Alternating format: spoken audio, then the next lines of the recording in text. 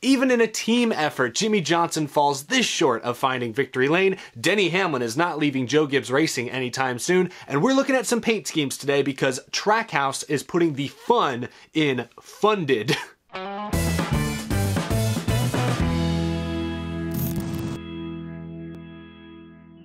How's it going, y'all? My name is Eric and welcome to Out of the Groove. I hope you all had a fantastic weekend. I hope you've caught up on some sleep, those of you who stayed up all night to watch the entirety of the Rolex 24 from Daytona. We're going to talk about how some of NASCAR's most notable names fared in that historic race. Actually, we've got a lot to catch up on from this past weekend. Chase Elliott's offseason, what little of it is left, continues to get busier, and I apologize. We've spent the last couple weeks talking a lot about new paint scheme reveals that many teams have showed off, but I missed one team in particular, and maybe it was a blessing in disguise because they revealed some other pretty awesome paint schemes in the last couple of days. But we need to look at these Trackhouse Racing paint schemes. They are absolutely beautiful. We'll talk about those in just a moment, but I want to start today's episode off with some early 2021 silly season breaking news. This lead story is brought to you by Alka-Seltzer, available at Walmart, but we've got to talk Denny Hamlin. Today, Denny Hamlin, FedEx, and Joe Gibbs Racing announced that both the driver and the sponsor have signed a multi-year extension to stay with the team. So all these rumors, speculation that Denny Hamlin may jump ship and head to his own team now, 2311 Racing, sometime in the future,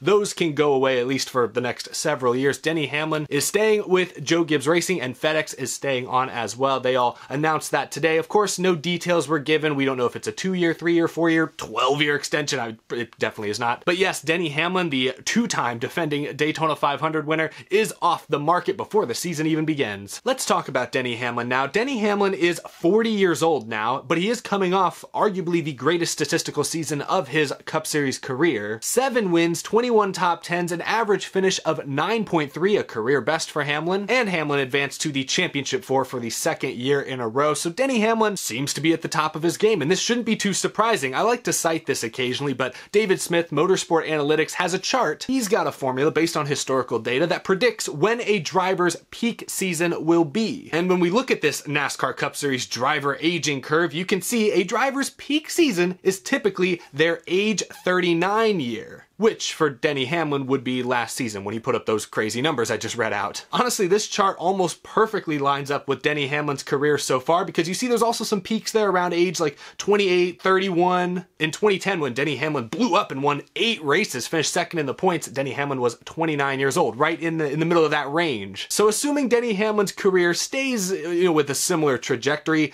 it looks like his best years may be behind him. You can see there's a pretty steep drop off, typically speaking, after a driver's age 39 season. Hamlin will be 40 this year, and this is a multi-year deal that will likely keep Hamlin in JGR equipment until he's 42, 43, maybe older. This chart isn't perfect. Drivers like Kevin Harvick last year at 44 years old put up 9 wins. Of course, we can talk about Mark Martin getting it done at 50. But broadly speaking, at least when we look at Denny Hamlin's career statistics, this chart is somewhat accurate. So could Denny Hamlin's best years be behind him? The data would suggest that's possible, but NASCAR continues to evolve each and every year. The overall Cup Series field seems to get younger and younger every year. Experience wins, experience matters, and Denny Hamlin has plenty of it. I don't expect a huge drop-off this year at least. Now, 2-3 years down the line, I don't know that we'll see Hamlin winning 5, 6, 7 races anymore, but I don't expect too many issues this year at least. Now, as far as this deal is specifically concerned, FedEx, Hamlin's longtime sponsor, also signed a multi-year extension. I did see this tweet from Jenna Fryer of the AP. She says that JGR is not releasing terms of the extension with Hamlin or FedEx, which has been a full season sponsor for almost all of Hamlin's career.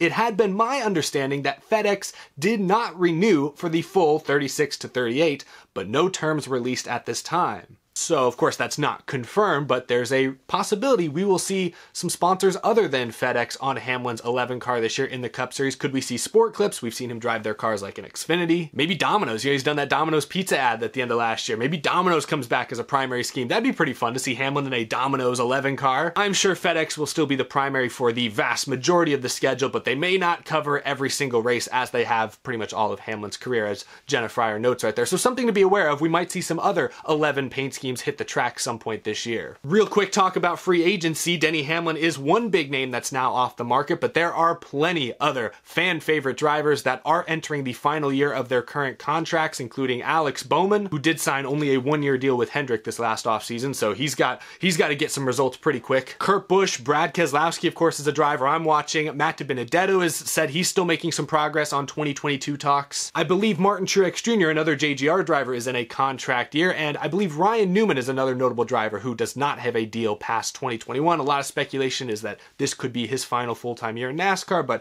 none of that is confirmed. So a lot of big name drivers I just mentioned, and there's probably a few others that don't have deals fully set for 2022 that we'll have to watch out for as the year continues on. But Hamlin, arguably the biggest name of that bunch, is off the market before the Daytona 500 even rolls around. Now that we've got the breaking news out of the way, let's take a step back real quick and talk about this weekend's Rolex 24, or at the very least how some of our NASCAR drivers did in this race. Unfortunately, I was not able to watch most of the race this year. I planned on it and then things came up, unfortunately. I did see the beginning of the race. I got to see Jimmy Johnson take the green flag in that beautiful Ally car. Wayne Taylor Racing nabbed the overall win for the third straight year. The Ally sponsored Action Express racing team that Jimmy Johnson was a part of finished a close second. That was the team that not only had Jimmy Johnson as their driver, but also Simon Pagenaud, Kamui Kobayashi, who's a past Rolex 24 champion, Mike Rockenfeller as well. They put up a valiant effort, but came up just a little bit short. Chase Elliott also drove another different Action Express entry, but in the same class as Johnson.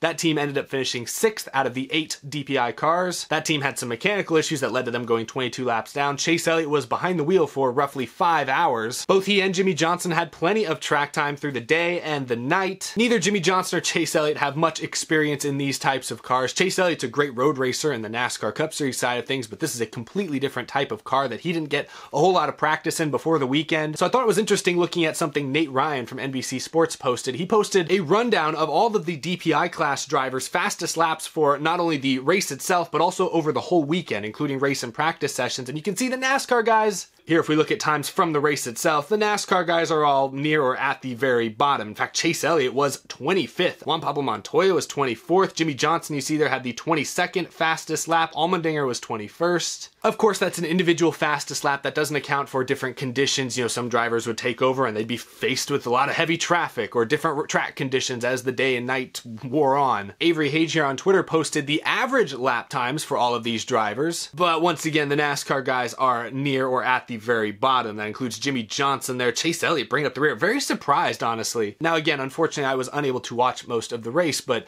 surprised that Chase Elliott was bringing up the rear like that. I don't know if the car maybe had issues, because I noticed a lot of the other drivers with that 31 car were a little lower than some of the other teams as well, so maybe the car just was not dialed in the way some of the other cars were. Maybe Chase Elliott faced some extenuating circumstances. Let me know down in the comments if you watched the race, you understand why Chase Elliott was seemingly off the pace based on these numbers. Maybe the numbers don't tell the full story. I have no idea, but I genuinely am curious, because I'm surprised Chase Elliott was the one NASCAR guy who didn't seem to bring his best stuff. I mean, Chase Elliott did say during the broadcast after his first stint that he'd made a lot of mistakes, didn't drive very good. He was really down on himself. It sounded like Chase Elliott from a few years ago in the Cup Series, when every week it felt like he was disparaging himself and I just hate it for my guys. So maybe Chase Elliott just did not have his best stuff. Maybe it was the car. I have no idea, but let me know down in the comments, those who watched the race. Enlighten me, please. I should also mention that Austin Dillon and Cody Ware drove for a Rick Ware Racing Eurasia entry in the LMP2 class, and they finished 10th overall, but they were 4th in their class, so a pretty solid showing all around. Really cool, though, to see some big NASCAR names branching out to other motorsports, more road courses added to the schedule, and we'll talk dirt here in a second, more dirt tracks being added to the schedule. You gotta diversify the kind of racing that you're comfortable with, so really happy that Austin Dillon, Chase Elliott, Jimmy Johnson all made this jump and tried this out. Sounds like there was a pretty big crowd on hand at Daytona, so hopefully people liked what they saw. Up next for Jimmy Johnson, of course, is the IndyCar season. As far as what's next for Chase Elliott, I saw today he revealed he's doing more dirt racing. He's going to race another dirt midget car here this week, apparently. That's a pretty nice looking Napa scheme, but yes, Chase Elliott's busy offseason is getting busier. He is racing leading right up to the NASCAR season. Just a few days later will be the Busch Clash and the Daytona 500 week will be underway. So, man, I know I've commended Chase Elliott a lot for his busy off-season schedule. He's learning a lot of different types of cars, getting a lot of really valuable experience. But my goodness, I almost worry he's overdoing it, man. Dude, you're the defending Cup Series champion. Take a step back and enjoy it for a moment. My goodness, but really excited to see how he does. Great that he's always looking to get better. He's not just comfortable with where he's at. I can respect that for sure. So looking forward to see what Chase Elliott does on dirt once again here in just a few days. Now, some other breaking news on my Twitter feed.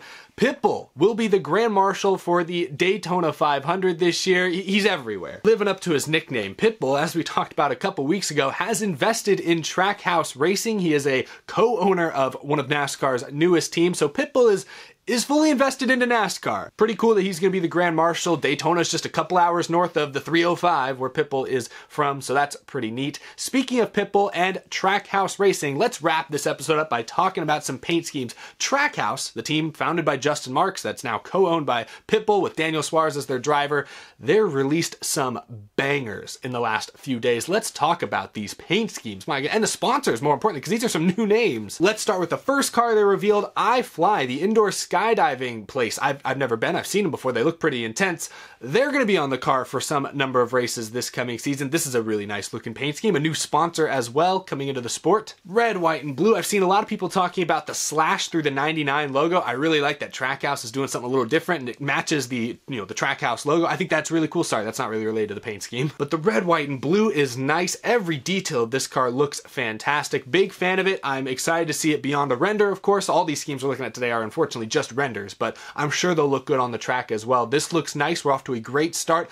This isn't the only fun new sponsor they've revealed. The second sponsor I saw last week was this one, Pump It Up. I probably went to, I don't know, a handful of birthday parties in elementary schools that my classmates were having at Pump It Ups around town. Pump It Ups were everywhere. I didn't even know Pump It Up still existed, quite honestly. I figured that was more of a niche thing, but here they are on a NASCAR Cup Series car, and the scheme looks amazing. The color choice, the style on the side there definitely looks modern. It makes this look like a very modern race car, but Trackhouse seems to be branding themselves as a very modern team. So I definitely think it matches the mood, the vibe that they're going for. This looks pretty fantastic. This is one I'm curious to see how it will look in reality on the racetrack. Is it going to be painted, wrapped? How are the colors going to really pop? Because this could do something special. Oh, and the last car I saw this weekend, it just continues to get fun. K1 Speed is on the car as well. That's really neat. I tried doing some research. I don't know if K1 Speed, Pump It Up, iFly, if they're all like under the same umbrella and maybe this is just one deal and they're choosing several brands to represent. That could be the case because these all seem very similar. They're all very like fun, family entertainment type